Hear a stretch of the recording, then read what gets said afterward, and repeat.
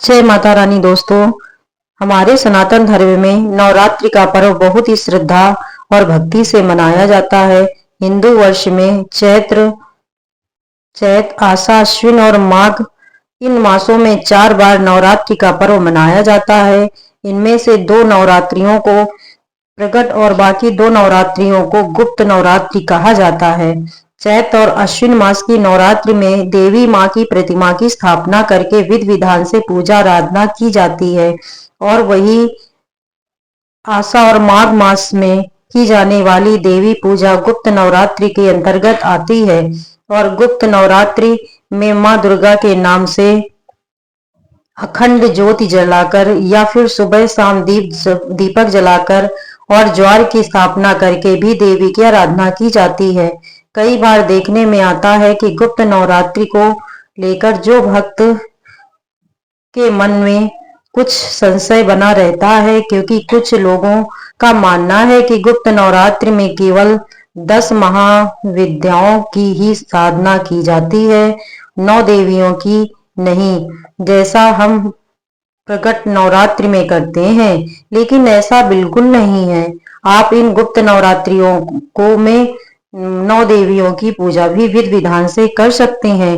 नवरात्रि का पर्व देवी आराधना से संबंधित है, जिसमें 10 महाविद्याओं की साधना के साथ ही जो भी भक्त 9 दुर्गाओं की पूजा आराधना करने का कोई भी निषेध नहीं है। लेकिन गुप्त नवरात्रि में 10 महाविद्याओं की साधना को अधिक महत्व दिया जाता है। इसलिए श्रद्धालु अपनी अपनी श्रद्धा और सामर्थ्य के अनुसार गुप्त नवरात्रि में 9 दुर्गा या फिर 10 महाविद्याओं की साधना इस अवधि में संपन्न कर सकते हैं, क्योंकि इस समय जो शक्तियां हैं वह इतनी ज्यादा प्रबल होती हैं कि गुप्त नवरात्रि में अगर कोई भी कामना की पूर्ति के लिए आप बिल्कुल गुप्त रहकर अपनी कामना को किसी को शेयर ना करें, अपने मंत्रों को, अपनी पूजा को, अपने व्रतों को किसी के साथ ना बताएं, तो आपकी जो भी कामना है वो जल्दी ही पूर्ण हो जाती है। प्रकट नवरात्रि में 9 दिनों तक माँ दुर्गा के 9 रूपों की पूजा की जाती है।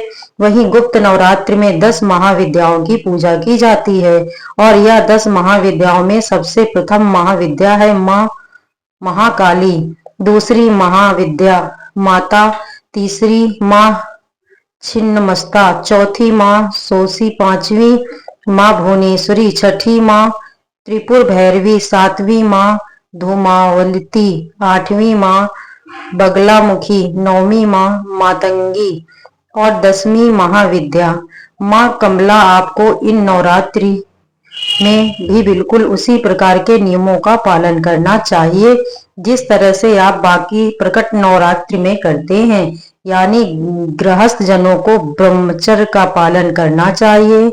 नवरात्रि के दिनों में लहसुन प्याज का आपको भोजन नहीं करना चाहिए। यदि हो सके तो पूरे उपवास रखें, जैसे आप नवरात्रि के दिनों में रखते हैं।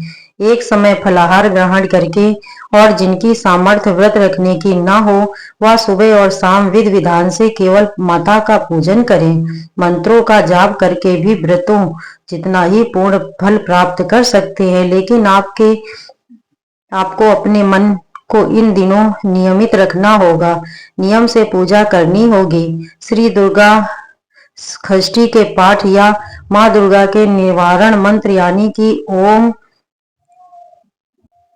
एम ह्रीम क्लीं चामुंडाय विच्छय नमः, इस मंत्र का नियंत्रण जब तक आपके व्रत चलते हैं तब तक भी आपको समय मिले चलते फिरते उठते बैठते काम करते या पूजा करते इस मंत्र का आपको लगातार जाप करना चाहिए। अगर आप ऐसा करते हैं तो निश्चय ही आपके ऊपर माँ भगवती की कृपा होगी।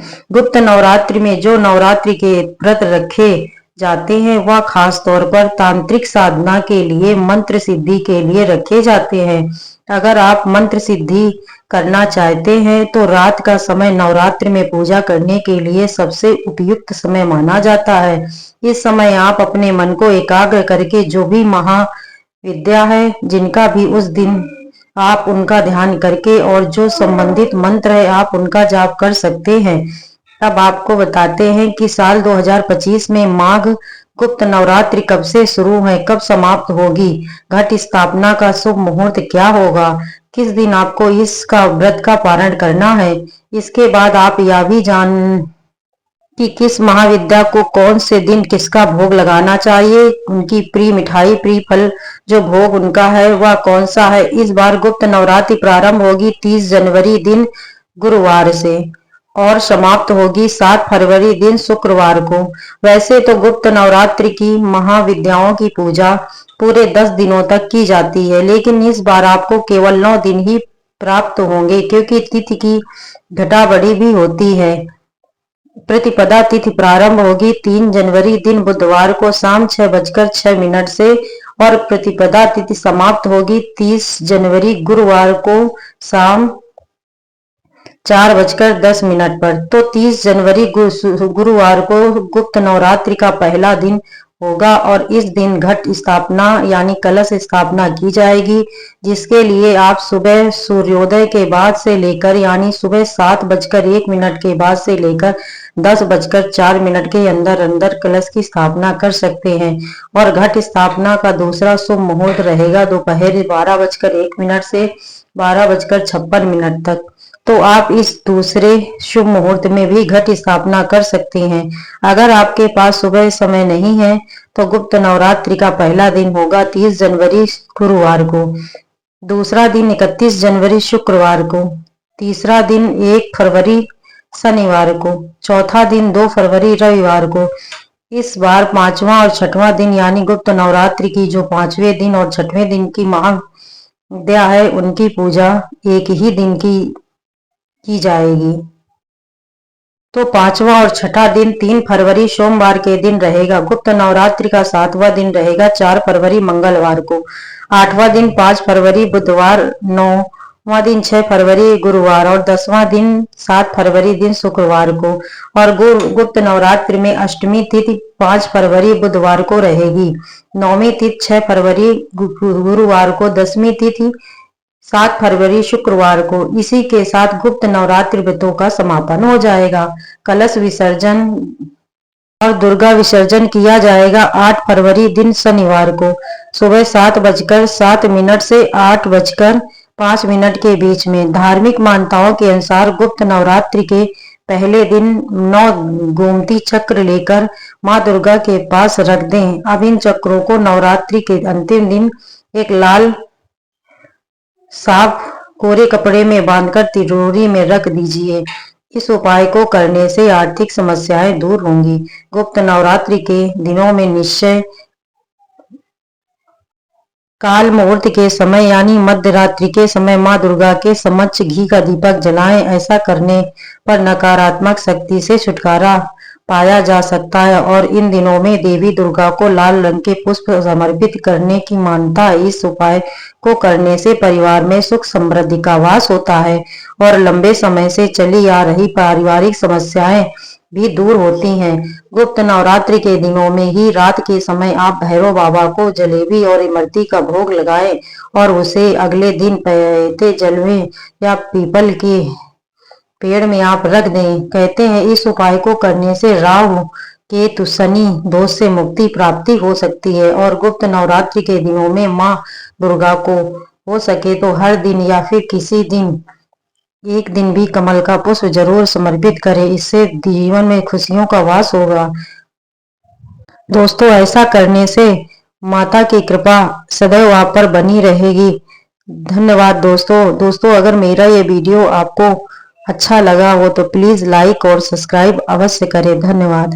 जो मनुष्य और देवता दोनों के लिए अज्ञात है, यह देवता और जो चेतन और आनंद का स्रोत है और जिनका स्वरूप शरद पूर्णिमा के चंद्र की तरह रोशनी से लाखों गुना अधिक है, उन एक सौम्य मुस्कान के साथ प्रकट होती हैं।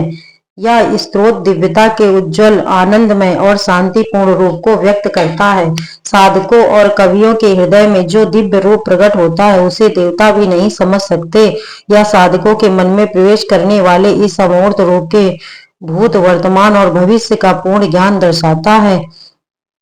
इस स्त्रोत के माध्यम से यह दर्शाया गया है कि जो देवत्व विचारों के समय तन मन धन से माँ देवी की पूजा करता है और देवताओं के शुभ विचारों से परिपूर्ण होता है, वह कभी कभी अद्वितीयता से संपन्न हो जाता है। यह स्त्रोत उस दिव्य रूप की अद्वितीयता और असंभव गुणों को व्यक्त करता है, जिसका अनुभव व्यक्ति उस दिव्यता के संपर्क में आने पर कर सकता है। वह स्वरूप जो न तो बालक है, न बूढ़ा है और न ही वासना से ग्रसित है, ऐसा स्वरूप है जिसे देवता भी नहीं जान सकते। देवी आपके ध्यान से शुद्ध होने और चंचलता की भाव से मुक्त होने के बाद भी देवता आपके वास्तविक स्वरूप को नहीं जान सकते। एक भक्त अपने जीवन में 8 प्रकार की सिद्धियां प्राप्त कर सकता है और मृत्यु के समय मोक्ष भी प्राप्त कर सकता है, फिर भी देवता उस ईश्वरीय प्रगति को पूरी तरह से नहीं जान सकते जो इस सिद्धियों और मुक्ति का स्रोत है। माँ काली की पूजा पूजा काल रात्रि की संपूर्ण पूजा बड़े श्रद्धा से और भक्ति से करना चाहिए, जिससे माँ काली की कृपा आपको सदैव प्राप्त हो। अगर आपको वीडियो पसंद आई हो तो वीडियो को लाइक करके हमारे चैनल को सब्सक्राइब अवश्य करें। जय माता रानी दोस्तों।